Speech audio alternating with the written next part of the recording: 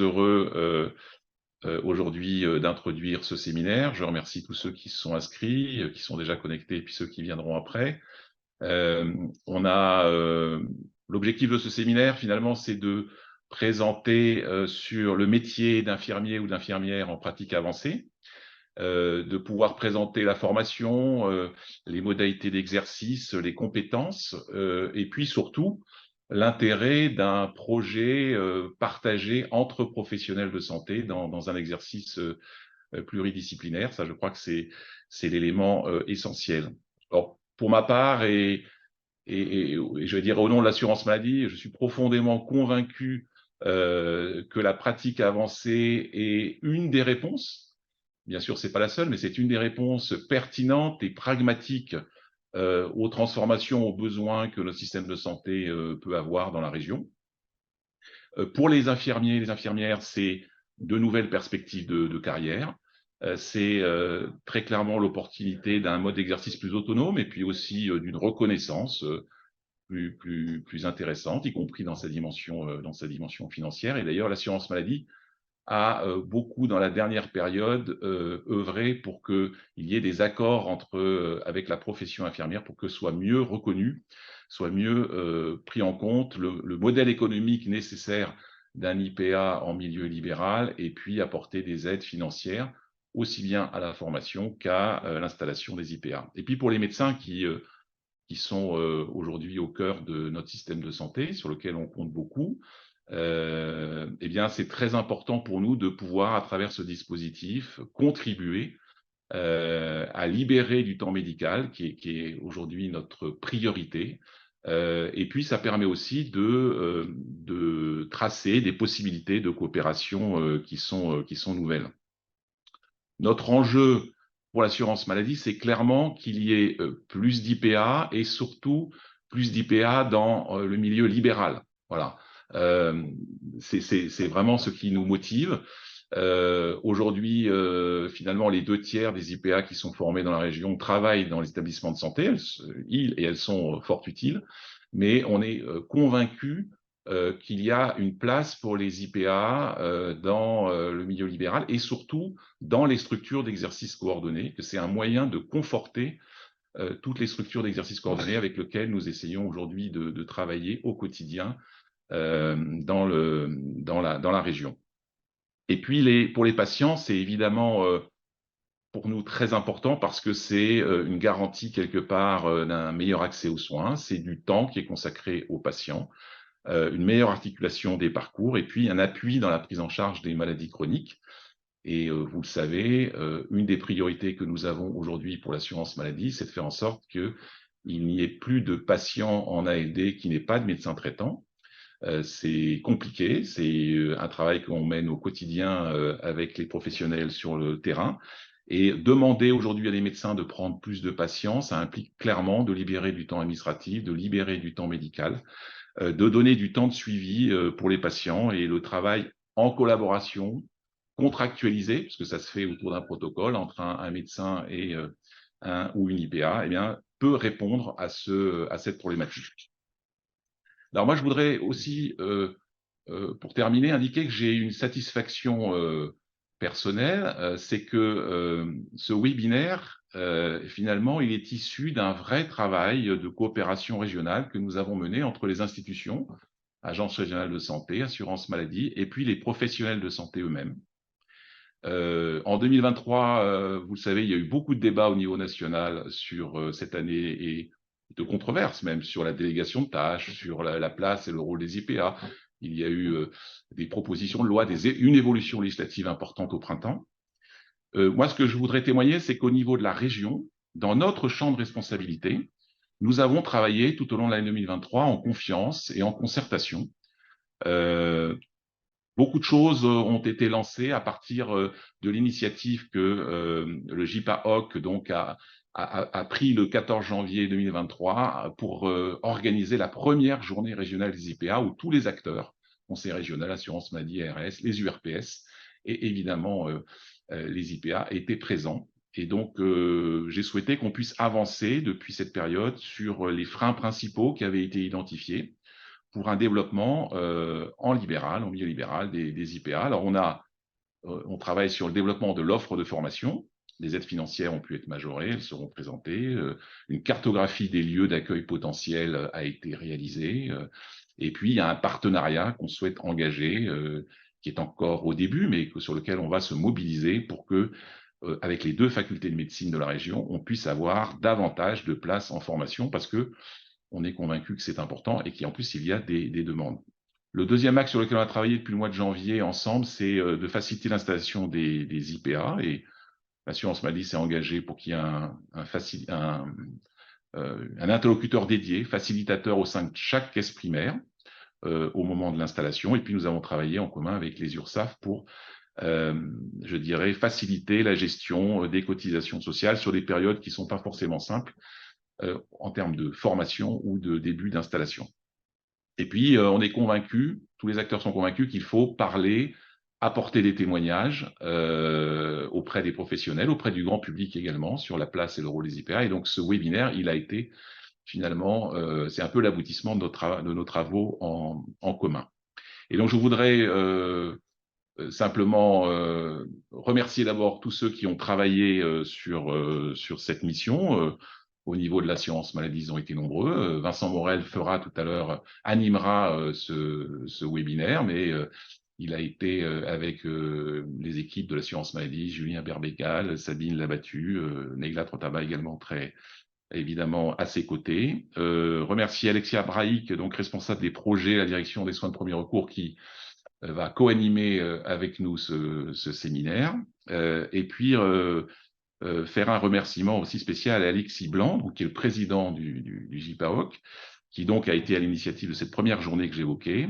Le JPAOC, c'est une association régionale des infirmiers et infirmières en pratique avancée d'Occitanie, dont la mission est de favoriser l'implantation de ce métier sur le territoire, de travailler à organiser un réseau des IPA, d'améliorer la formation initiale et continue des IPA, et puis de promouvoir aussi la recherche en soins. Et je rajouterais que c'est aussi une association dynamique pour concerter, trouver des solutions et essayer d'avancer positivement. Donc je remercie puisqu'il prendra aussi une part active à présenter finalement ce que peut être la collaboration entre les médecins et les IPA au cours de ce webinaire. Voilà, donc je vous remercie beaucoup de votre présence. Comme on est toujours à 2 dans la région, entre l'assurance maladie et l'agence régionale de santé, qu'on avance ensemble, je vais laisser la parole à Didier Jaffre, le directeur général de l'agence régionale de santé. Bonjour à toutes et tous, bienvenue pour ce webinaire consacré, donc comme vous le savez, aux infirmières de pratique avancée. Tout d'abord, merci Philippe Trotabas pour cette excellente introduction, comme toujours. Je remercie bien sûr l'assurance maladie que tu représentes, mais également le groupement des EPA d'Occitanie et puis bien entendu l'ensemble des équipes de l'Agence régionale de santé qui ont organisé ce webinaire ce jour du 21 septembre pour partager avec vous, les médecins, les expériences réussies où nous en sommes sur ces pratiques avancées en Occitanie, dans un contexte national, vous le savez, où les ministres se sont engagés fortement pour le développement des IPA. Alors il faut savoir qu'en région Occitanie, nous sommes passés de 9 IPA en 2019 à 206 en 2023, ce qui est un bond considérable. Chacune des facultés de Montpellier et de Toulouse forme 25 IPA. Alors je le dis, c'est un petit clin d'œil pour les doyennes et les présidents d'université. Je pense que c'est pas assez. Pourquoi? Parce que nous avons plus de 300 demandes. Vous voyez bien, 300 versus 50. Il faut qu'on fasse beaucoup mieux, qu'on augmente nos capacités de formation, nos possibilités d'avoir plus d'IPA. Certains et certaines sont obligés d'aller se former à Marseille, par exemple, et même si nous n'avons rien, bien entendu, contre nos amis de la région PACA, je pense que c'est important que dans nos 2 facultés, nous augmentions considérablement le nombre de places pour que les IPA puissent être formés. Alors une fois qu'on a dit ça, les expériences elles sont très concluantes, on a des retours extrêmement positifs, puisque sur les 206 que je vous ai cités, 186 sont en formation, en exercice, et donc ce qui montre l'intérêt à la fois des intéressés eux-mêmes, l'intérêt des médecins, puisque avant tout c'est une pratique et un exercice collectif. C'est pas l'IPA d'un côté, le médecin de l'autre, les autres professionnels de santé, c'est vraiment former une équipe et avec donc la possibilité que l'infirmier, l'infirmière en pratique avancée peut bien entendu dorénavant faire beaucoup plus qu'est-ce qu'elle ne faisait auparavant ou de temps en temps même être reconnue pour des tâches qu'elle faisait mais qui ne l'étaient pas. Alors vous savez, nous sommes en train de consulter sur le nouveau projet régional de santé 2023-2028. Ce projet fait beaucoup parler. Je serai en mesure de l'arrêter le 1er novembre prochain, après l'ensemble des avis des différentes parties prenantes et des différents acteurs de la santé de la région. Il y a 6 engagements dans ce PRS et un des 6 engagements porte sur l'attractivité des métiers de la santé. Pour une bonne et simple raison, c'est que pour faire et mettre en œuvre les 5 premiers, eh bien si nous n'avons pas les bras, donc si nous n'avons pas les professionnels de santé qui vont bien, eh bien nous ne mettrons pas en œuvre ce PRS. Et ce PRS, il se veut ambitieux, ou celles et ceux qui l'ont vu, lu, l'ont constaté. Nous ne fermons rien, au contraire, nous développons l'offre de santé. Pourquoi? Parce que c'est une région, l'Occitanie, qui est une région dynamique, à la fois sur le plan économique, mais également sur le plan démographique, puisque nous prenons environ 50 000 habitants supplémentaires chaque année, et ce depuis 2019, ce qui portera en fait la population totale de la région à pratiquement 7 millions d'habitants en 2040. Et ce sont les décisions que nous allons prendre aujourd'hui, en 2023, qui feront que notre système de santé sera au rendez-vous, et donc les professionnels que vous êtes seront au rendez-vous pour répondre à tous ces nouveaux besoins qui existeront en 2040. Et vous le savez, en matière de santé, comme dans d'autres secteurs d'activité, les décisions mettent longtemps à se mettre en place, à se mettre en œuvre, et surtout, elles portent leurs fruits sur plusieurs dizaines d'années. Et c'est donc dès aujourd'hui que nous devons être ambitieux. Il ne faut pas nier les difficultés. Il y a des difficultés, on manque de professionnels, mais nous devons vraiment penser à 2040. Et donc c'est pour ça aussi que nous devons dès aujourd'hui augmenter les capacités de formation, promouvoir la pratique avancée, promouvoir l'exercice coordonné, la coopération entre ce qu'on appelle la ville et l'hôpital, même si derrière le mot ville, c'est bien entendu l'ensemble de la profession et des professionnels de santé dits libéraux, qu'ils soient en ville, en campagne, en montagne. De la même manière, derrière le mot hôpital, ce sont les établissements de santé publics, ce sont les établissements de santé privés, ce sont les établissements de santé associatifs. Et c'est cette coopération entre l'ensemble des acteurs, entre l'ensemble des secteurs qui fait et qui fera que nous arrivons aussi à répondre à l'ensemble de ces besoins. Les différentes périodes estivales que nous avons vécues, les différentes crises, je pense en particulier à celle du Covid, mais pas que, l'ont bien montré, ce n'est que par la solidarité entre l'ensemble des professionnels, la complémentarité entre l'ensemble des secteurs d'activité de la santé, que nous arrivons à être résistants pendant la crise et à être résilients après la crise. Et donc forcément, cette pratique de l'exercice coordonné, elle doit s'accompagner par une évolution des pratiques. On doit savoir innover, on doit savoir accompagner l'ensemble des progrès en matière de médecine, mais pas que. Je pense aussi à l'intelligence artificielle, je pense à tout ce que nous faisons à distance. Ce sont autant de progrès qui touchent forcément la santé, qui influent énormément sur nos pratiques, et donc on doit savoir évoluer, y compris d'ailleurs, je le dis pour les agences régionales de santé, dans la manière dont nous appréhendons les problématiques avec vous, dans la manière dont nous décidons les différentes solutions pour vous accompagner, pour vous aider. Donc c'est vraiment fondamental, et tout ça c'est pour garantir la santé pour tous, partout, sur l'ensemble du territoire de la région, que vous soyez au pied du pic du Midi, que vous soyez sur la plage de la Grande Motte ou bien encore à Rocamadour dans le Lot, partout, les habitants de notre région ont droit à la santé. Et cette santé, eh bien, c'est vous, les professionnels, les médecins, les infirmiers, les pharmaciens, les chirurgiens dentistes, les sages-femmes. Et je ne vais pas tous vous citer, bien sûr, celles et ceux que je n'aurais pas cités ne seront pas contents, mais vraiment dans mon esprit, c'est que cette grande famille de la santé, eh bien, nous devons vraiment vous accompagner et rendre et donner du sens à vos métiers. Nous organisions avec l'association Soins aux professionnels de santé et l'association MO, il y a quelques semaines, ici même à Montpellier, une conférence sur donner du sens au métier de la santé. Eh bien, tout simplement, je pense que la formation d'IPA, on fait partie.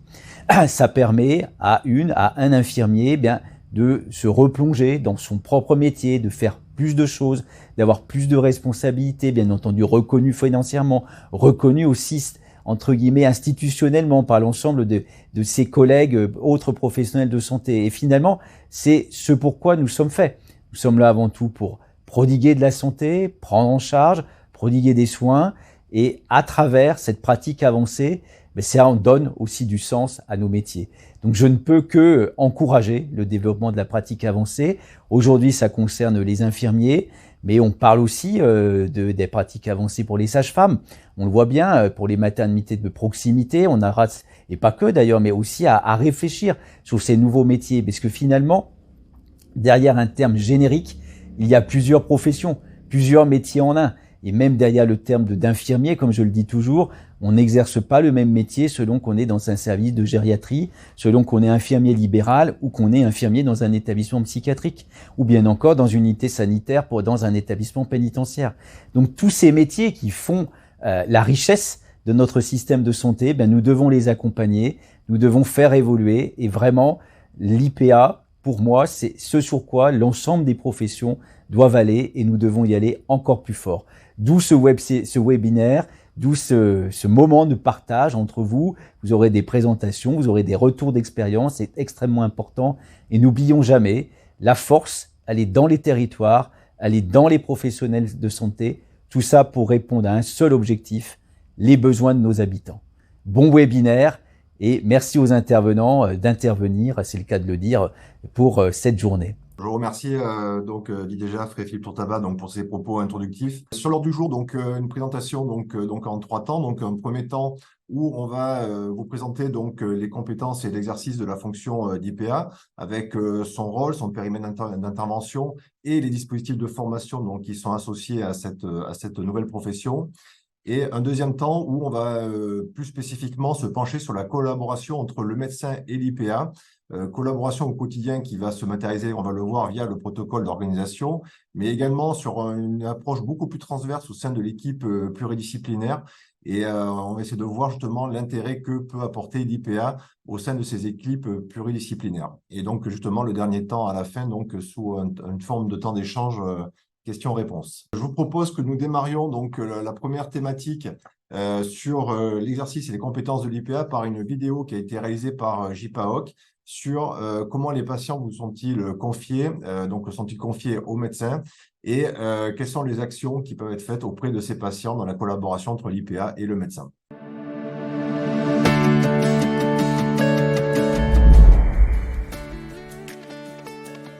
Et le médecin traitant qui m'adresse les patients qui rentrent dans mon domaine de compétences, pathologie chronique stabilisée et prévention en polypathologie en soins primaires. Alors, les patients me sont confiés en priorité, c'est par adressage du médecin traitant pour des pathologies chroniques stabilisées. Et dans un deuxième temps, dans le protocole d'organisation qui est effectivement régit un peu le cadre de notre exercice, du lien entre le médecin généraliste et de l'IPA, les patients me sont amenés dans un premier contact dans le cas où ils ne sont pas aigus, c'est-à-dire tous les nouveaux patients et les patients qui ont déjà des pathologies chroniques identifiées, qui ne sont pas encore pris en charge par les deux médecins traitants avec qui je travaille. C'est moi qui fais effectivement le premier contact, ce qui me permet de faire l'évaluation initiale et en tout cas l'anamnèse globale du patient. Alors, on a élaboré avec les médecins avec qui je travaille un protocole d'organisation, c'est-à-dire qu'on a défini le rythme de suivi des patients qui me sont confiés.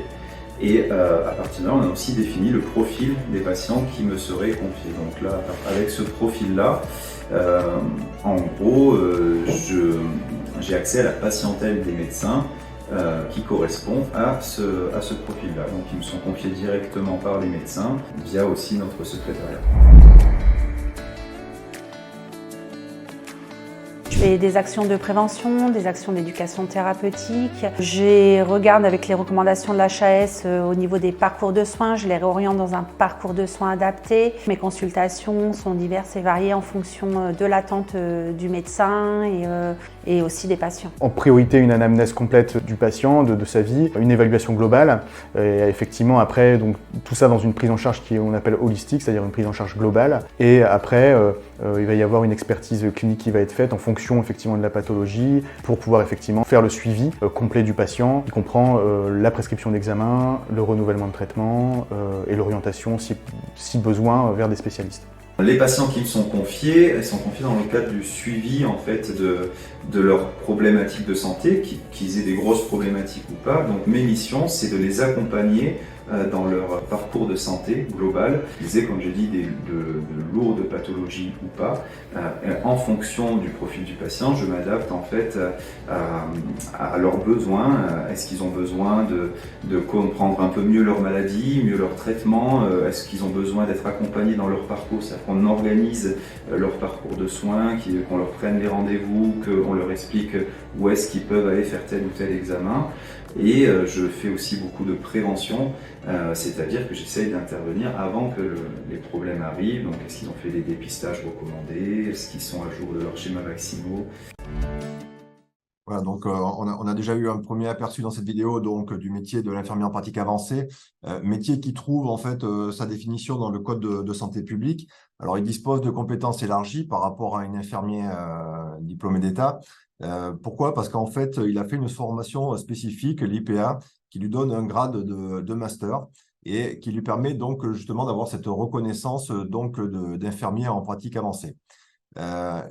L'exercice du métier d'infirmier en pratique avancée se fait toujours dans le respect du parcours de soins du patient, avec une coordination étroite avec le médecin traitant, mais aussi avec, j'ai envie de dire, toute l'équipe des professionnels de santé qui interviennent dans la prise en charge du patient, puisque ce qui est important, c'est que l'IPA peut être en mesure d'apporter son expertise dans la collaboration avec les différents professionnels qui constituent l'équipe. Alors, dans le Code de santé publique, il a un domaine d'intervention qui est clairement défini et qui repose donc en premier lieu sur les pathologies chroniques stabilisées, sur la prise en charge des patients autour de l'oncologie et de l'hémato-oncologie, sur la prise en charge autour de la maladie rénale chronique, dialyse et transplantation rénale, sur la psychiatrie et santé mentale, et une nouveauté qui est plutôt qui est assez récente, sur les urgences pour les établissements qui disposent d'une autorisation spécifique urgence. L'IPA dispose de compétences élargies par rapport au métier d'infirmier, et notamment donc il est en capacité donc de conduire un entretien avec le patient qui lui est confié, de réaliser une anamnèse et de procéder à des examens cliniques. Donc ensuite, il peut conduire toute activité d'orientation, d'éducation et de prévention et de dépistage qu'il juge nécessaire, c'est-à-dire qu'il a la capacité de prendre la décision d'orientation du patient. Et ensuite, il peut effectuer tout acte d'évaluation et de conclusion clinique ou tout acte de surveillance clinique, et notamment pour adapter le suivi du patient en fonction des résultats et des observations qu'il effectue lui-même, de l'environnement du patient et de sa capacité aussi à adhérer au traitement qui lui est proposé. Et toute cette démarche se fait toujours en concertation avec l'équipe et notamment avec le médecin avec qui l'IPA collabore. L'IPA donc peut faire dans ses compétences qui sont élargies donc réaliser des actes techniques sans prescription, interpréter des résultats pour les pathologies dont il assure le suivi.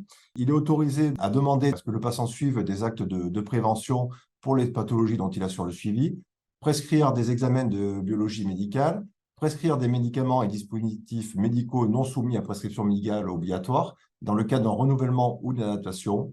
Et donc, par rapport à ce qui avait été dit en introduction, il y a des nouveautés aussi qui sont arrivées cette année en cours d'année 2023 avec la loi du 19 mai 2023, donc la loi RIST, qui permet donc désormais aux IPA qui exercent dans des structures d'exercice coordonnées, donc les équipes de soins primaires et maisons de santé et pluriprofessionnelles, un accès direct pour le patient, donc il peut accéder directement à l'IPA.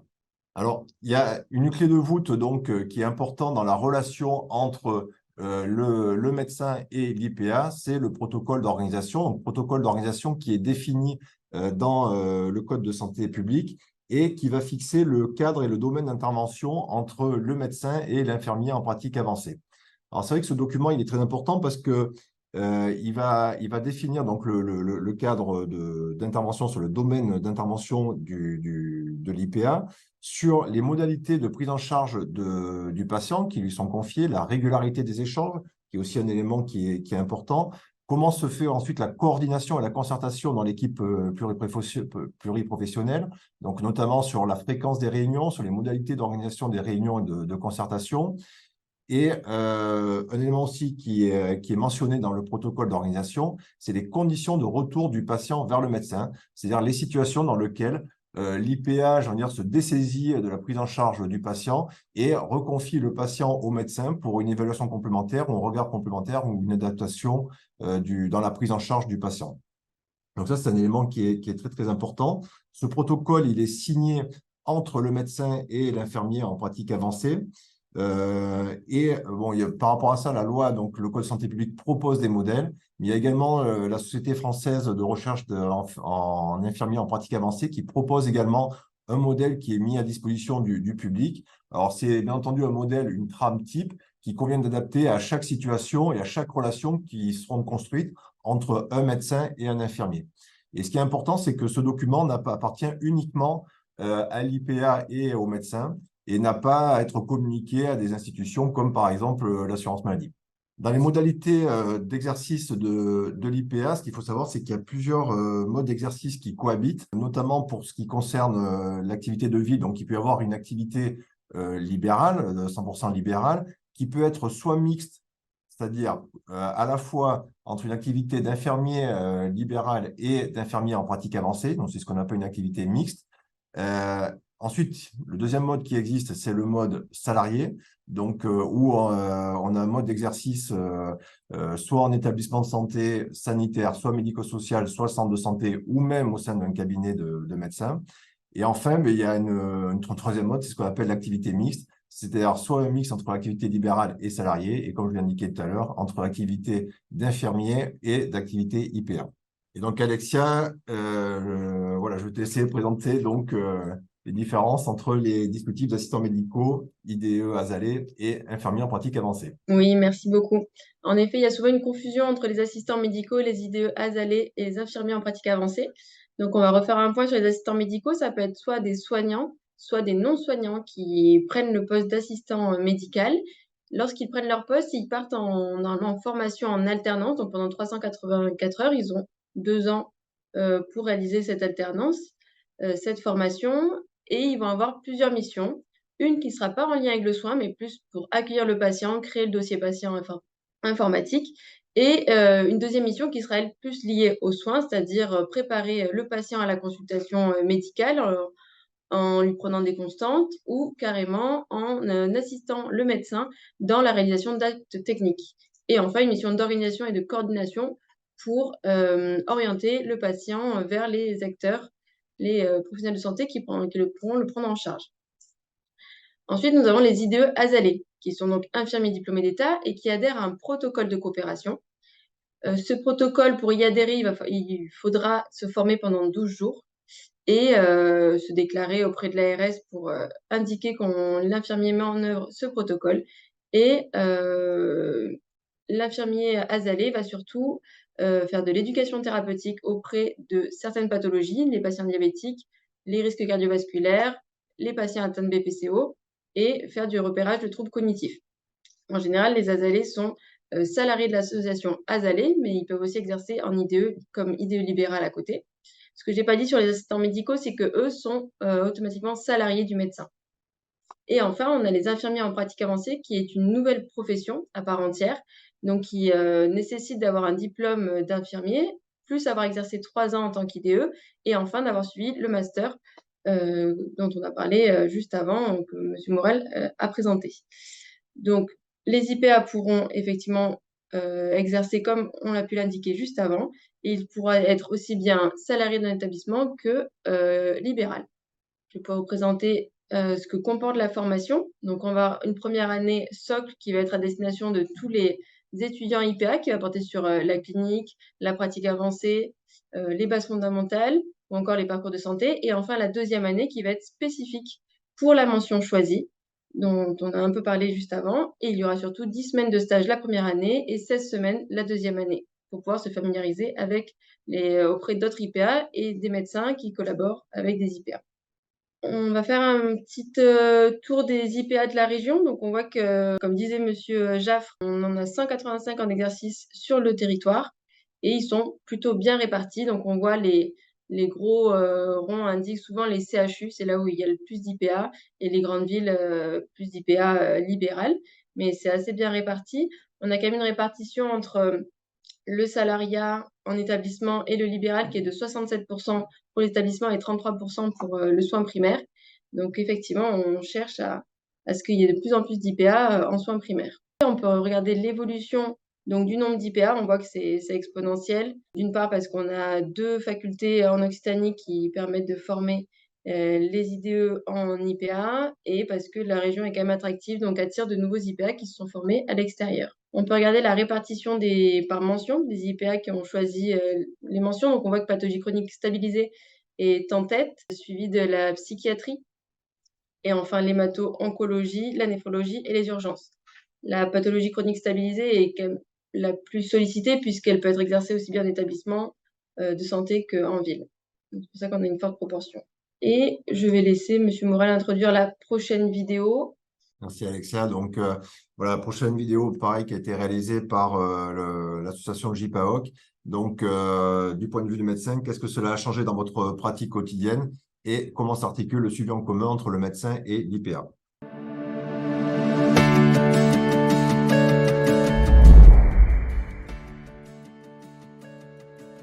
Pour des patients aux pathologies chroniques, avec des médicaments complexes, avec des pathologies qui s'enchevêtrent les unes et les autres, de pouvoir à un moment donné dire on va refaire le point avec Leslie, vous revenez dans un mois, vous revenez dans 3 semaines, et donc me laisser le temps d'ordonner au patient. Ça me permet aussi, donc, quand je dois revoir un patient au bout de 6 mois, de savoir qu'il sera revu une fois ou deux par Leslie avant. Dans ma pratique quotidienne, ce qui a surtout changé, c'est la qualité de prise en charge des patients, qui clairement ont un parcours de soins bien mieux identifié. Ce qui a aussi changé, c'est que du coup, moi, j'ai un petit peu plus de temps aussi pour accueillir de nouveaux patients. Et à contrario, j'ai moi aussi plus de temps pour prendre en charge mieux mes patients. Dans la pratique quotidienne, un autre regard sur la prise en charge de nos patients. C'est vrai que les patients, moi ça fait 10 ans que je suis installée, on s'installe des fois dans une routine, même si on essaye chaque fois de se poser les bonnes questions. Mais ça permet effectivement, une fois qu'Alexis les a vus, des fois on en discute lors de nos réunions, de se dire pourquoi c'est comme ci, pourquoi il y a tel traitement ou pas. Alors souvent on le laisse, mais au moins de se reposer les bonnes questions sur la prise en charge de nos patients et d'avoir un regard neuf sur ces prises en charge. Après, je pense qu'il ne faut pas voir l'infirmier en pratique avancée comme quelqu'un qui est là pour remplacer le médecin, c'est vraiment cette prise en charge complémentaire. C'est le médecin du coup qui m'oriente les patients. Après, je les reçois en consultation. Nous avons un logiciel métier que nous partageons avec tous les intervenants au niveau de la maison de santé. On fait des réunions aussi où on voit les patients avec le médecin traitant et les autres professionnels. On a justement l'expertise des uns et des autres qui vont permettre l'amélioration du parcours de soins. Alors c'est certain qu'il faut une bonne communication pour pouvoir faire ce type de suivi. Nous, d'un point de vue au niveau de la maison de santé, on s'est organisé à faire une réunion de concertation pluriprofessionnelle par semaine entre médecins généralistes IPA pour parler effectivement des problématiques des patients que j'ai pu voir dans la semaine, problématiques non urgentes bien évidemment, puisque dès qu'il y a une urgence qui est détectée, il est directement redirigé vers le médecin généraliste suite à ma consultation. Au sein de l'équipe traitante, on a une réunion de concertation pluriprofessionnelle par mois pour pouvoir discuter des prises en charge des patients, des problématiques et notamment du projet de soins et des actions à mener. Alors ce qu'on propose ici, moi c'est ce que j'explique aux patients, c'est qu'en gros ils sont suivis par une équipe. C'est un peu novateur en médecine de ville, mais en gros c'est maintenant quand ils viennent me voir, ils sont pas lâchés par leur médecin, au contraire, je leur dis qu'on rajoute un professionnel dans leur parcours. Et c'est comme le disait Cécile, c'est pour compléter en fait leur suivi, pour avoir 2 approches différentes. Et donc on l'articule comment ici? Eh bien, on essaie d'avoir une alternance. Tout dépend pour quelle raison, mais pour leur suivi chronique, on essaie de mettre en place une alternance pour qu'il y ait toujours ces deux visions en alternance. Alors on ne fait pas venir le patient exprès, c'est vraiment au rythme recommandé de suivi, mais une fois il voit le médecin, une fois il voit l'infirmier en pratique avancée. S'il a des besoins spécifiques au médecin, entre-temps il revient consulter le médecin. S'il a des besoins spécifiques à l'infirmier en pratique avancée, entre-temps, il peut revenir voir l'infirmier en pratique avancée. Puis il y a un rythme qui peut être régulier, et puis des fois quand il y a des moments un peu plus difficiles sur des pathologies à un moment donné qui nécessitent un suivi un peu plus, des fois on rapproche, que ce soit la visite chez le médecin ou l'IPA, une sortie d'hospitalisation, etc. Donc c'est vraiment finalement à la demande. Donc en introduction, on vous a présenté donc également l'objectif de soutien qui est porté à la fois par l'assurance maladie et par l'Agence régionale de santé, donc pour accompagner justement la montée en charge de cette profession et de faire en sorte qu'on soit aussi facilitant dans le fait que il y a la période de formation et les coûts induits par la formation. Donc c'est vrai qu'au niveau de l'assurance maladie, notamment, donc les avenants conventionnels ont prévu des aides sur la perte de revenus d'activité. Donc ça, c'est un dispositif qui est à destination des infirmiers libéraux qui sont déjà installés et qui souhaitent s'engager dans la formation d'IPA. Donc, avec une aide de 15 000 € donc, pour les infirmiers libéraux, donc, qui est libérée en 2 temps. Un premier temps dans les 6 mois à compter de la signature d'un contrat, puisqu'il y a un contrat qui est signé avec l'assurance maladie et qui va engager donc le professionnel qui va bénéficier de cette aide donc à suivre la formation et à exercer 2 ans le métier d'IPA donc en libéral. Et ensuite, un deuxième versement qui intervient donc à la date anniversaire du premier versement. Et ensuite, en plus de cette aide à la formation, il y a une aide qui est mise en place pour une aide au démarrage à l'activité, avec une aide de 40 000 € pour les IPA qui s'installent dans les zones d'intervention prioritaire médecin. Donc, c'est bien le zonage médecin qui est pris en compte pour bénéficier de cette aide. Ou 30 000 € donc pour les 27 000 € pardon, pour les autres zones hors ZIP. Voilà, donc ça, ce sont les aides qui sont prévues au niveau de l'assurance maladie. Et donc, Alexia, je vais te laisser détailler peut-être celle côté ARS.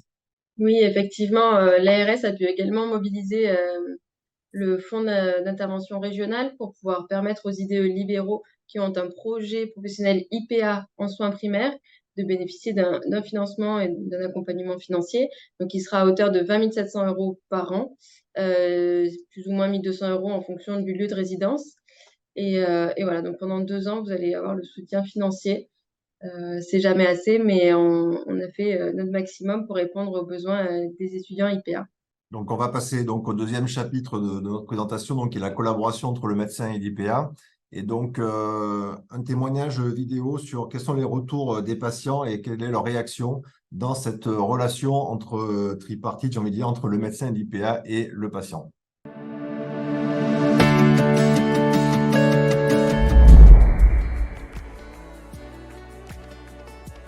Non, ils sont vachement contents.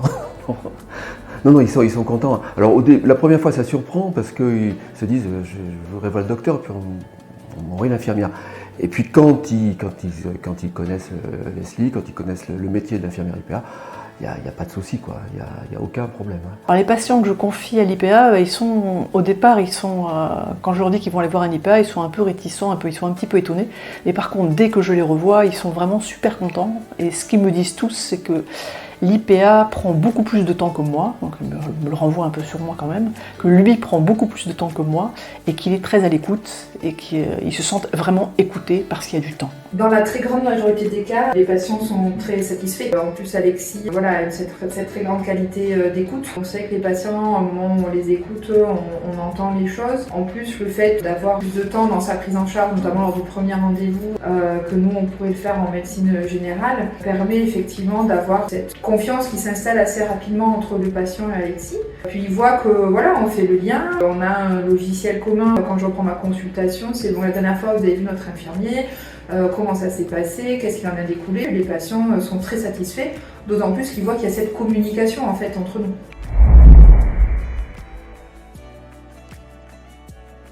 Alors au début, ils comprennent pas trop pourquoi ils viennent voir une infirmière. Ils sont un peu dubitatifs.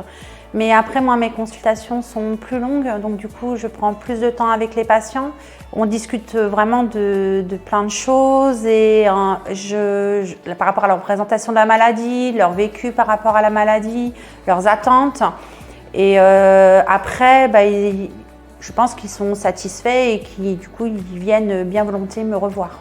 Il y a une sorte d'étonnement et de suspicion d'être suivi par un infirmier parce que c'est pas dans les habitudes en France du moins, c'est tout nouveau. Après la consultation, les patients sont globalement satisfaits de la prise en charge, notamment par les retours que j'ai des autres professionnels et des patients eux-mêmes, c'est qu'ils ont un temps d'écoute supplémentaire. On a l'exercice IPA, mais tout ça se fait au sein d'une équipe traitante et qu'on est tous là pour prendre en charge le patient. Donc on parle vraiment d'une prise en charge en équipe. Ça dépend en fait de à quel moment je les vois, mais c'est vrai que les premières fois, il y a souvent un peu de crainte. Et c'est vrai qu'au fil de la consultation qui est longue et du coup qui permet d'expliquer un peu tout ce qu'on peut faire auprès du patient, en général c'est vrai que les gens se détendent un peu et sont rassurés de voir que en fait ils sont pas abandonnés. C'est surtout ça que je ressens et au contraire ça renforce que le lien avec le médecin il le voit, il est là à travers le fait qu'on partage le même dossier, rien que ça, hein, c'est bête mais des fois voilà. Ici, ils ont l'impression d'être pris en charge par une équipe. Et donc ça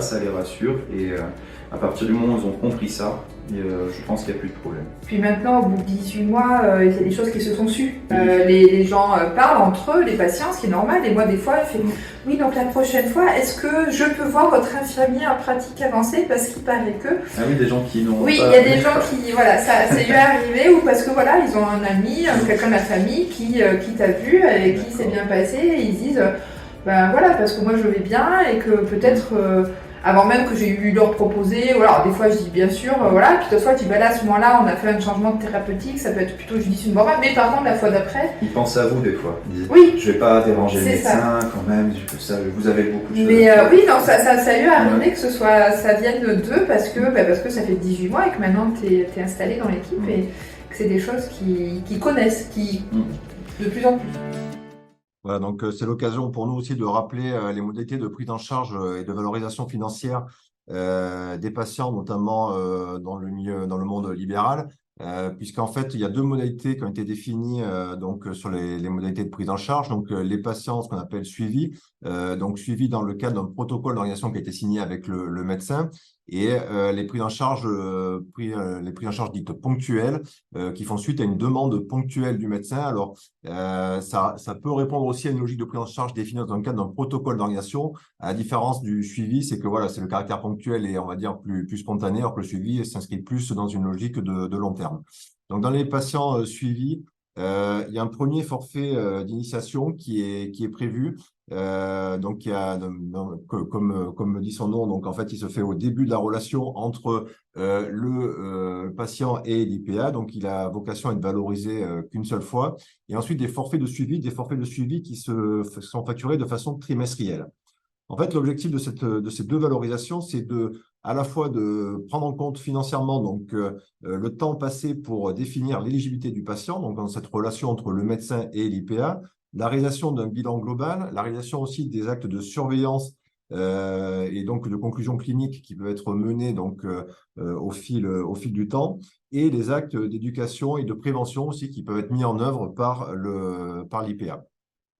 Pour la prise en charge des soins ponctuels, des patients ponctuels, donc il y a une rémunération qui se fait à la fois donc sur un premier bilan qui peut être facturé une fois par an et qui vise à valoriser donc l'examen clinique, l'anamnèse, les actes techniques, éducation thérapeutique et de prescription qui sont mis en œuvre par l'IPA, et les séances de soins qui peuvent être valorisées donc à hauteur de 4 par an et qui visent à valoriser la réalisation des actes techniques qui entrent dans le champ de compétences de l'IPA.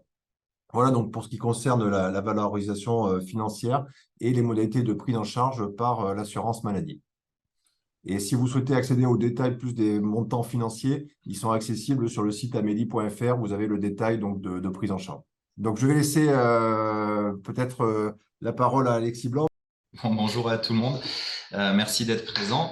Donc bon, je vais essayer d'être efficace, de ne pas répéter un peu ce que dit notre vidéo, qui est plutôt bien faite finalement en la revoyant là. Pour reprendre déjà le projet, la construction du projet, il faut savoir que si le projet professionnel, il est personnel et propre à chaque infirmier qui va partir en formation, l'application même du projet, elle implique beaucoup d'autres professionnels de santé. Alors dans les structures, ça va impliquer toute la hiérarchie paramédicale, ça va impliquer toute l'équipe médicale et administrative et les pharmacies. Donc ça implique vraiment beaucoup de monde d'introduire les IPA dans les structures. En soins primaires, ça va impliquer prioritairement effectivement le médecin qui va collaborer avec l'IPA, mais aussi les professionnels qui vont graviter autour de cette collaboration, que ce soit les infirmiers et les aides-soignants libéraux ou des centres de soins. Les pharmaciens de ville, les structures d'exercice coordonné, les coordinateurs d'MSP qui ont des projets de santé dans lesquels les infirmiers en pratique avancée peuvent s'impliquer, peuvent apporter des réponses. Donc, voilà, si le projet est personnel, vraiment l'application, elle nécessite de mettre autour de la table plusieurs professionnels de santé, mais effectivement, les médecins sont vraiment nos interlocuteurs prioritaires. Donc, comment ça se construit en équipe déjà? Donc, au départ, c'est vrai que on a ce protocole d'organisation, donc qui vient, bon, comme l'a dit Monsieur Morel, il y a eu des changements cette année avec l'accès direct. On en parlera un petit peu après, qui vient bousculer un peu ça, mais ça. Au départ, du coup, il était nécessaire de rédiger un protocole d'organisation très important pour fixer en fait voilà, l'organisation entre le médecin et l'infirmier, comment le patient va graviter entre ces deux acteurs et comment il va revenir de l'infirmier jusqu'au médecin. C'est important pour ça que le médecin ait bien compris le rôle et les limites, les compétences de l'IPA. Parce que c'est vrai que dans ce contexte-là, c'est le médecin qui oriente le patient. Alors, pour clarifier un peu les choses, c'est pas le médecin qui va prendre le patient par la main à chaque patient vers l'IPA. Vous pouvez définir le profil des patients que l'IPA peut suivre et essayer de rendre ça entre guillemets automatique, mais en briefant si vous avez un secrétariat, si vous avez un système d'orientation, mais c'est de briefer, de mettre en place cette orientation-là.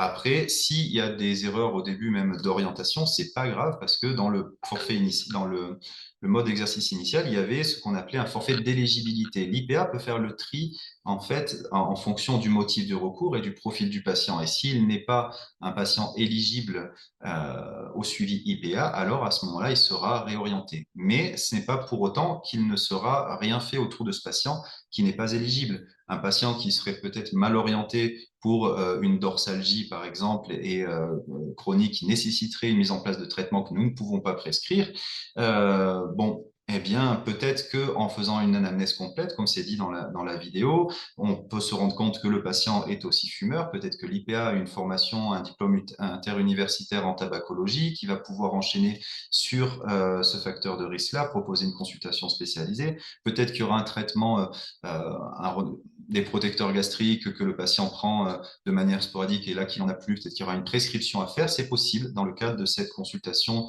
qui n'est pas une consultation de suivi. L'IPA connaît ses compétences et il ira plus ou moins loin en fonction du besoin du patient, du profil du patient. Et donc, si c'est un diabétique avec plusieurs traitements, avec d'autres pathologies, il pourra jouer sur l'adaptation du traitement, etc. Ce qu'on ne pourra pas faire chez un patient qui ne correspond pas à ce profil. Mais systématiquement, l'IPA fera une anamnèse complète, un examen physique adapté, un entretien thérapeutique si nécessaire, et pourquoi pas des prescriptions si nécessaire.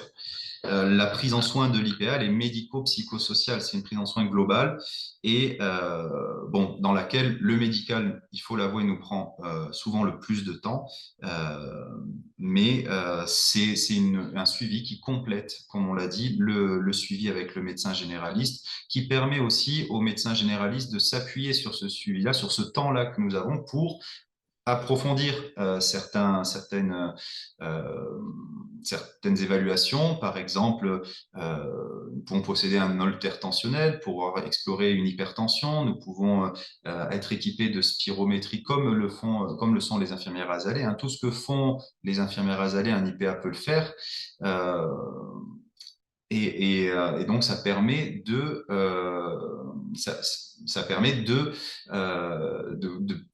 d'explorer avec un peu plus de temps certaines pathologies, faire du dépistage, faire des IPS chez les patients vasculaires. Voilà, tous ces examens qui prennent un peu plus de temps, qui peuvent être faits en alternance, en urgence, en ambulatoire, chez l'IPA.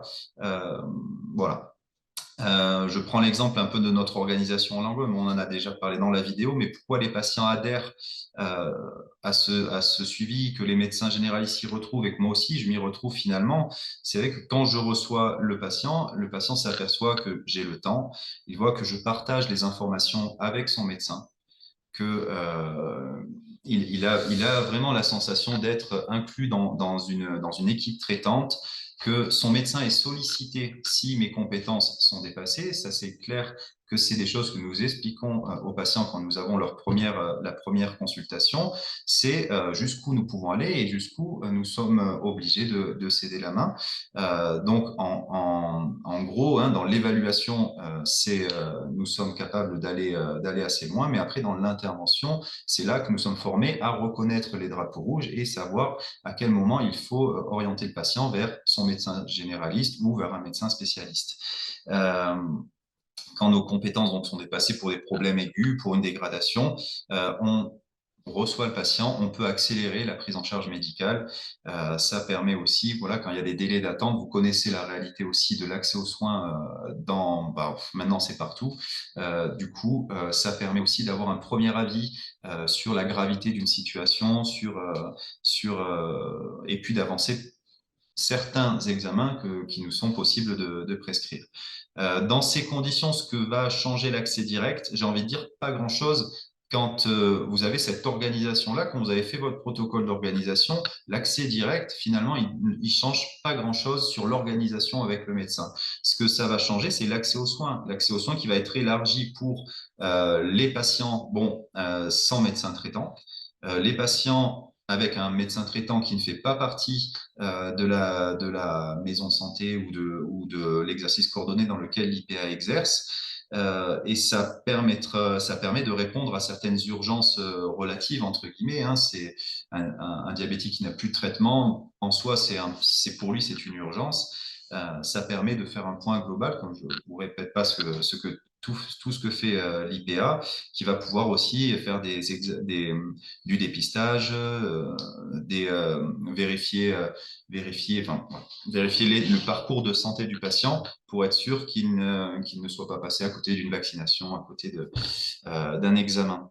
Voilà, tout cet accès direct, il est soumis, alors peut-être qu'on en parlera en réponse aux questions, je crois que j'ai vu qu'il y avait des questions là-dessus, mais si nous voyons un patient qui n'est pas suivi par un médecin avec lequel on collabore, nous sommes tenus d'informer le médecin traitant du contenu de notre consultation. On ne fait pas un compte rendu détaillé, mais en tout cas, on prévient le médecin de ce qui s'est passé, de pourquoi le patient est venu, on lui fait un compte rendu. Voilà, tout simplement. Et ça, c'est imposé par la loi et c'est même normal, finalement. C'est ce qui caractérise l'exercice coordonné. On n'est pas avec nos médecins habituels, mais on reste quand même une profession qui travaille en pluripro.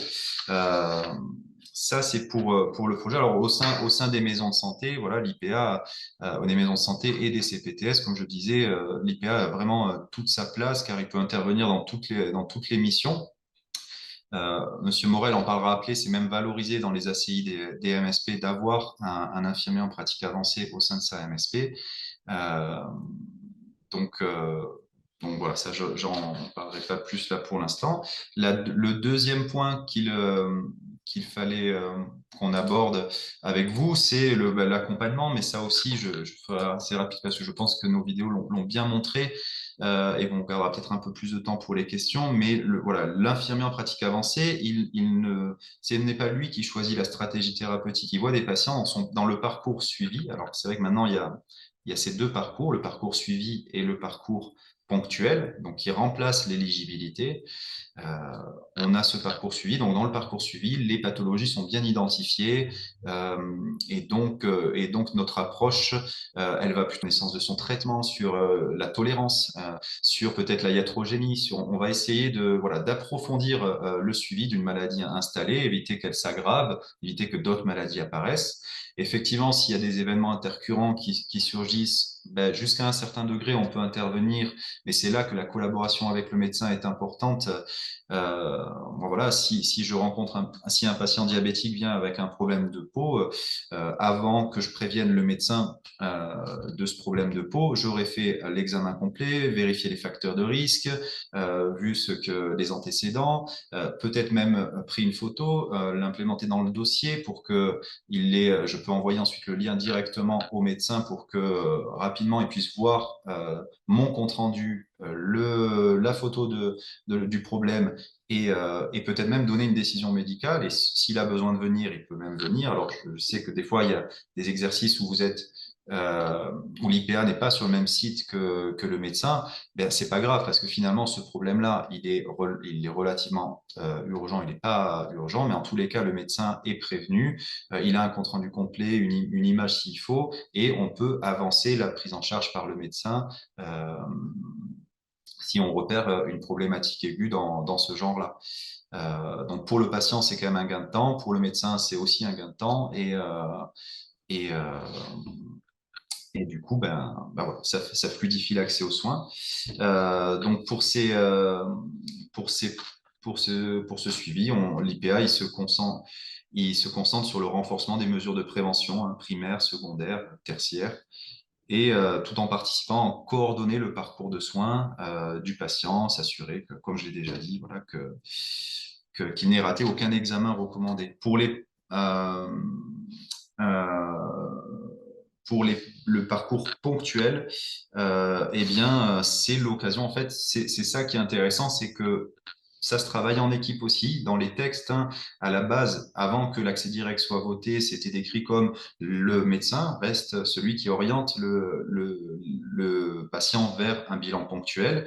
Et pareil, ça peut être défini à l'avance. Est-ce qu'on fait un bilan ponctuel pour repérer les troubles du neurodéveloppement? Est-ce qu'on fait un bilan ponctuel pour s'assurer du suivi d'une insuffisance respiratoire avec une spirométrie, un test d'induction? Est-ce qu'on fait de la prévention, de la santé de la femme? Est-ce ça va être lors d'un bilan ponctuel qu'on peut renouveler des contraceptifs oraux? Est-ce qu'on fait un bilan ponctuel pour le suivi de l'obésité infantile, pour l'accompagnement à la parentalité? Voilà. Tout ça, en fait, ça se définit avec les compétences de l'IPA, ses envies et bien sûr les problématiques de terrain. Qu'est-ce que les médecins ont repéré comme besoin à combler? Est-ce qu'il y a une problématique d'obésité dans votre territoire? À ce moment-là, c'est l'occasion de faire ça. Donc voilà, sur le terrain, les patients ils comprennent rapidement la différence entre l'IPA et leur médecin. Ils comprennent nos compétences cliniques d'évaluation et de conseil et les limites de notre champ d'action. Ils comprennent notre rôle d'intermédiaire de confiance entre eux et leurs médecins, car ils comprennent que le médecin ne change pas de place, mais qu'il a renforcé leur suivi en intégrant ce nouveau professionnel dans leur parcours. Les gains, donc, de la collaboration entre un médecin et un IPA, je vais commencer par le patient. Pour le patient, en gros, il a deux cerveaux qui s'occupent de lui, qui réfléchissent à ses problèmes et avec deux compétences différentes. Bien sûr, on va pas agir au même endroit, mais ça lui permet d'avoir une personne supplémentaire qui reste en lien avec son médecin, un professionnel en plus. Et donc, cette sensation d'être suivi par une équipe, ce professionnel, ça ouvre plus de possibilités de suivi pour le patient parce qu'il y a un temps de consultation supplémentaire, on l'a dit, il y a une disponibilité qui est différente. Par exemple, certains IPA laissent leur téléphone direct, ça permet de maintenir le lien si la personne a une question, a besoin de comprendre une prise de sang, un compte-rendu, a quelque chose qui apparaît et il voudrait savoir s'il a besoin de consulter, ça lui permet de faire du lien entre son médecin et lui via cet intermédiaire-là. Donc ça, pour le patient, je pense que ça fluidifie aussi. Les délais, du coup, sont écourtés pour certaines problématiques. Et ça, c'est appréciable. Pour le médecin, ben, comme ça a été dit, c'est un regard croisé. Hein. Nous, voilà, on a une autre discipline avec un point de vue du patient qui est dans des aspects similaires, mais qui est quand même différent. Et donc, ça apporte voilà, une approche qui permet d'enrichir, je pense, la prise en soin des patients. C'est aussi bon, des apports frais récents hein, de 2 années universitaires qui parfois, c'est pas désagréable d'avoir ces apports-là. Et effectivement, ça libère de fait du temps médical hein, pour des problématiques actuelles qui sont que vous êtes de plus en plus sollicité pour récupérer des patients qui sont en ALD ou pas en tant que médecin traitant et donc d'instaurer un suivi voilà, qui fonctionne en alternance ou adapté au cas par cas avec le patient. Ça permet aussi de vous appuyer sur nous pour à côté faire soit mieux, soit en prendre, soit faire prendre un peu plus de temps parce que vous savez que la prochaine fois il y aura du temps qui sera pris par l'IPA, soit voir plus de patients, soit les deux. Et c'est la possibilité, comme je l'ai dit tout à l'heure, d'explorer un peu plus en fonction de ce que l'IPA qui travaille avec vous va pouvoir être capable de faire, que ce soit avec un généraliste ou avec un spécialiste. Hein. Je pense aussi là aux IPA qui fonctionnent avec des spécialistes en soins primaires qui vont pouvoir interpréter certains résultats, qui vont pouvoir débrouiller déjà certains résultats. Je pense à Déholter ECG. Hein. Moi, c'est ce que je faisais en cardiologie avant de bifurquer. Enlever les artefacts, accueillir le patient, faire l'analyse. Bon, je ne vais pas répéter encore tout ce qu'on a fait, mais vous voyez comment ça peut s'articuler, que ce soit avec le médecin généraliste et avec le médecin spécialiste. Voilà, et tout ce qui concerne aussi les évaluations sociales qui prennent aussi du temps, qui peuvent être avancées par l'infirmier en pratique avancée. Voilà, c'est arrivé qu'après une consultation, un médecin me demande d'aller approfondir l'évaluation à pas de la personne, d'aller à son domicile pour pouvoir avoir la perception la plus juste. Et donc ensuite, je reviens vers le médecin avec un compte rendu complet, on en discute, et il fait le certificat. Voilà, c'est des méthodes de travail qui semblent améliorer la qualité de vie au travail, semblent améliorer les conditions de travail. À minima, hein, c'est pas la solution miracle, mais ça améliore quand même le travail. Et pour les IPA et donc pour les infirmiers, de manière générale, c'est une perspective d'évolution hyper intéressante. Ça permet d'exercer son métier autrement, c'est même un autre métier, de s'investir plus à un autre niveau sur les parcours de soins. Effectivement, on a une place, un rôle à jouer dans le renforcement du lien ville-hôpital. Et ça, on le voit, les IPA arrivent plutôt bien à le faire par déjà notre réseau qui est assez solide et par de nature, en fait, on est entre la clinique et la coordination, on a un peu plus de temps que les médecins, donc on peut participer à renforcer ce lien-là. Et donc, les actions de prévention de dépistage, j'en parle pas, j'en ai déjà parlé 2 fois. Voilà, j'espère que j'ai été clair. C'était pour compléter un peu la vidéo. Et donc là, si vous voulez, après, peut-être, Monsieur Morel, vous avez un mot à dire sur la valorisation d'accueillir des IPA dans les maisons de santé. Ça accorde que je vous laisse merci Alexis expliquer, Monsieur Morel. pour ce témoignage. Et oui, en effet, donc il y a une valorisation qui est prévue à la fois au sein des avenants sur l'accord conventionnel interprofessionnel sur les MSP, mais également sur l'accord national donc pour les centres de santé, où donc il y a une volonté clairement affichée d'intégrer, en tout cas de valoriser et de faciliter l'intégration des IPA au sein de ces structures. Et donc en effet, rien que le fait de la présence d'une IPA au sein de la MSP et du centre de santé permet de valoriser donc 200 points sur la réalisation des 2 missions de santé publique, 200 points également sur les réunions de concertation pluriprofessionnelle.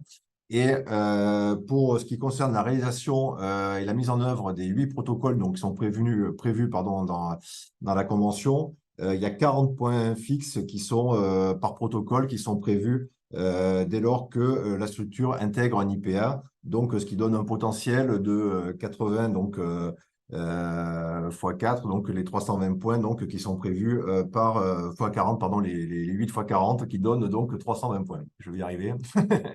Voilà. Donc voilà, donc ça, ce sont les dispositifs qui sont en effet prévus au sein des maisons de santé et centres de santé. Voilà, donc on va peut-être procéder aux questions-réponses. Je sais qu'il y a un certain nombre de réponses qui ont été apportées déjà en cours de webinaire sur les questions qui ont été posées. Oui, peut-être une première question sur la possibilité offerte aux IPA, en tout cas, d'avoir un protocole d'organisation avec les spécialistes. Oui, alors c'est complètement possible, hein. Alors en soins primaires, hein, on entend. Nous avons plusieurs collègues qui travaillent avec des spécialistes en soins primaires. Les consultations, alors peut-être se pose la question de savoir, mais là l'alternance c'est pas trop possible. Non, effectivement, la consultation IPA se fait le jour de la convocation du patient en général et pareil, hein, permet aux médecins d'augmenter peut-être un peu sa file active ou de faire autre chose pendant ce temps, mais les consultations sont simultanées. Et l'infirmier en pratique avancée va pouvoir évaluer l'état de santé du patient, vérifier la posologie de ses traitements, peut-être même adapter les traitements, proposer une adaptation qui sera peut-être discutée avec le spécialiste ensuite, commencer alors après, suivant les examens, ça dépend des spécialités. Bon, le cardiologue fera l'échographie, même s'il y a des évolutions encore de ce côté-là, mais c'est pas le but de l'IPA de faire forcément le soin technique. L'idée, c'est quand même de pouvoir accompagner un peu plus le patient, vérifier la compliance, vérifier la iatrogénie, c'est refaire de l'éducation thérapeutique. Renforcer vraiment ce suivi-là et que la personne comprenne, soit acteur de sa maladie au maximum, quoi. Et donc, ce protocole, il s'écrit tout à fait avec un spécialiste de la même manière qu'avec un généraliste. À quel rythme le patient voit l'IPA, comment l'IPA retourne vers le médecin. Il me suffit de le formaliser, hein. Si l'IPA commence la consultation et la consultation se finit à 2, voilà, vous décrivez ça et c'est tout, hein. Merci. Plusieurs questions suivantes, mais dont la présentation a pu répondre normalement, mais on va les repasser. Une IPA doit-elle obligatoirement être associée à un cabinet médical? Peut-elle recevoir des patients d'autres médecins traitants? Et enfin, peut-elle travailler à mi-temps en libéral et en IPA? Je crois qu'on a répondu à ça. Effectivement, l'exercice mixte est possible. En libéral et salarié, c'est ça? En tant qu'IPA libéral et en tant qu'IPA salarié? En tant Je qu'IPA et infirmière? pense les deux. En fait, les deux sont possibles. Oui, donc Tout on est avait possible répondu aux deux. finalement.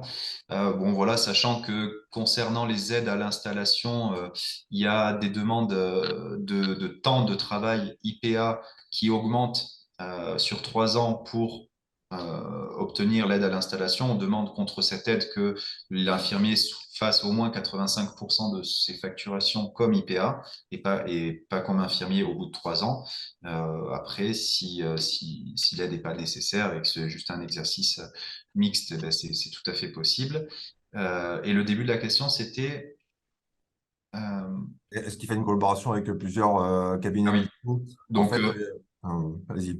Ah oui, c'est vrai que je réponds à tout. On peut voir des patients dont on ne travaille pas avec le médecin traitant, ça je l'ai expliqué tout à l'heure, depuis que le décret la loi sur l'accès direct est passé. Cela dit, ça nécessite de nourrir l'espace santé du patient s'il y est par un compte-rendu et d'envoyer ce compte-rendu au médecin traitant du patient. Voilà les obligations qu'on a.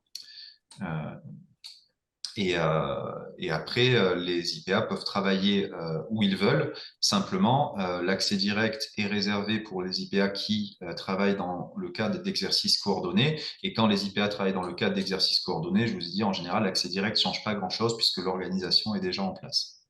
Merci. On a une question sur un besoin de retour d'expérience par rapport à la nouvelle loi RIST et l'adressage des patients. Donc, la question, c'est de savoir est-ce qu'ils sont nécessairement porteurs de maladies chroniques quand ils sont adressés.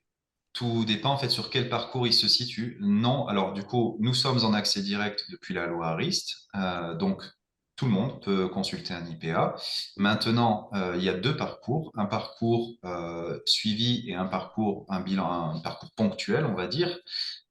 Si la personne n'a pas le profil pour intégrer le parcours suivi, elle va de fait basculer sur le parcours ponctuel où nous pouvons nous facturer qu'un seul bilan par an. Et donc, c'est là que ça va être notre rôle de questionner pourquoi la personne vient consulter. Est-ce qu'on peut faire quelque chose pour répondre à son besoin? Et c'est là qu'on va l'orienter en fonction du besoin vers le médecin le plus adapté. Et si c'est quelqu'un qui n'a pas de médecin traitant, c'est là aussi qu'est notre rôle d'essayer de trouver un médecin traitant à ces personnes qui viennent consulter, qui ont peut-être un traitement à renouveler et d'autres problèmes de santé. Donc, on fait un bilan global, on fait un point sur leur santé et on essaye de les faire réintégrer un parcours coordonné par un médecin, ceux qui n'y sont pas. Et si c'est des touristes, voilà, comme j'ai dit, on les voit, on s'occupe d'eux et puis on fait le compte rendu au médecin traitant et on s'adapte en fait en fonction de ce qu'on peut avoir comme données aussi autour du patient. On ne va pas s'amuser à modifier des traitements si nous n'avons pas toutes les données. Voilà. Donc on s'adapte vraiment aux besoins, aux demandes et au profil des patients.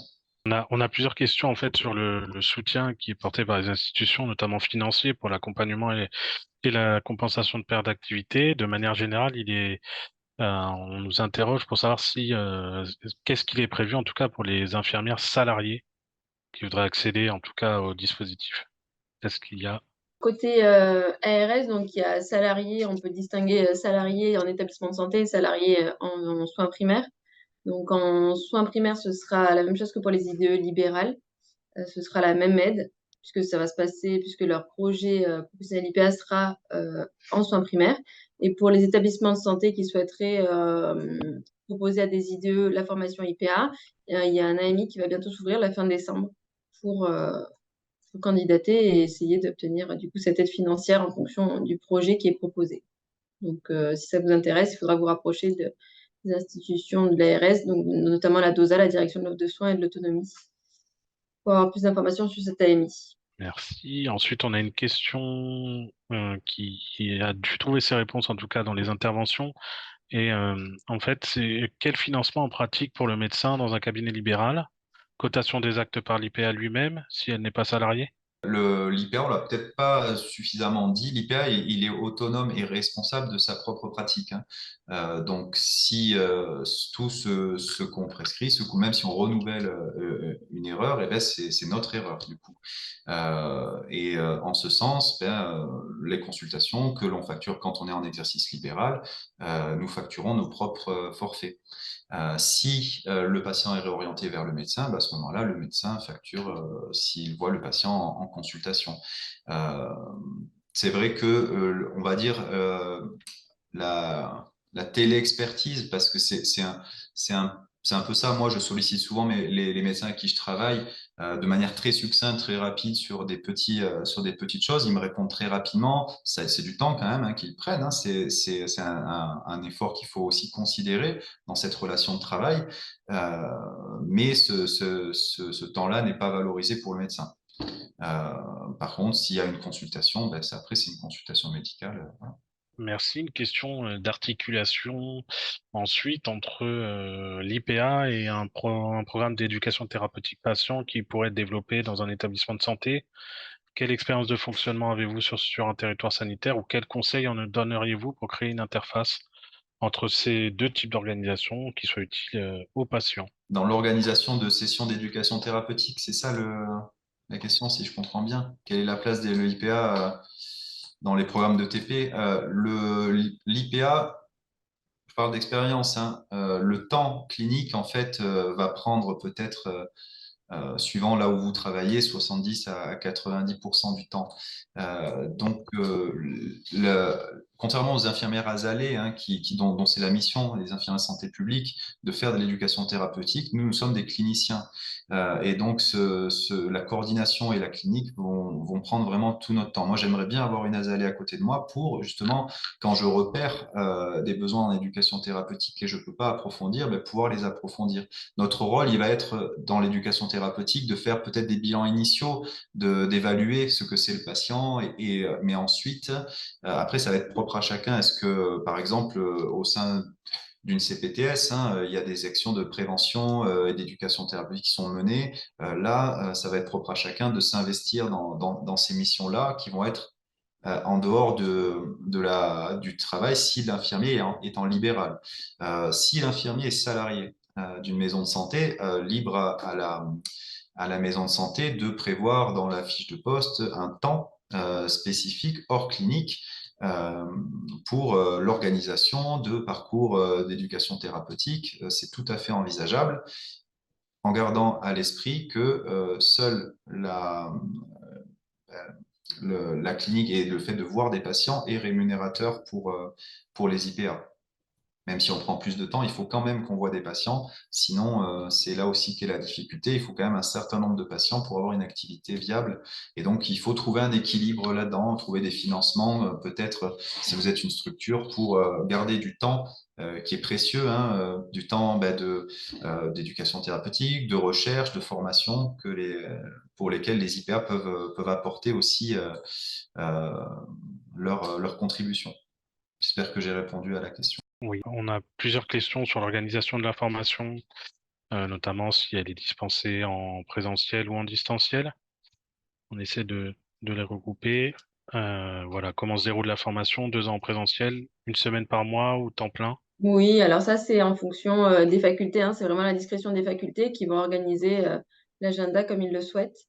Par exemple, Toulouse va être à temps plein et Montpellier à mi-temps, mais il y a quand même beaucoup de travail personnel.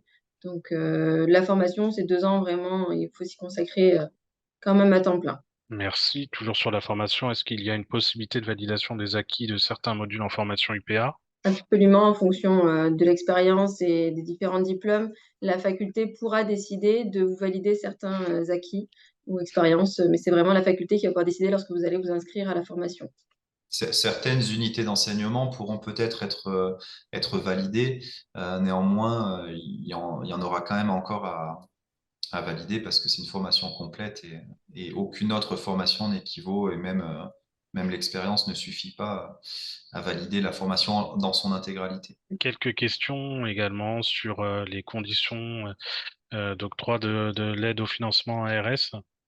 Donc les conditions, en fait, avoir plus de précision peut-être sur l'engagement d'exercer au minimum 5 années en tant qu'IPA en soins primaires, dans un premier temps, et voilà les délais d'installation et sur quel territoire, est-ce que le territoire occitan et sur quelle durée?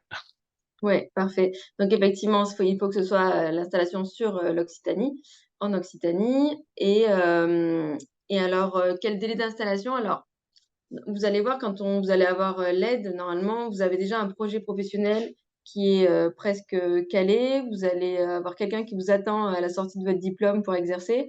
La plupart du temps, si ça change, on avisera, mais normalement, vous installez presque dans l'année qui suit votre diplomation.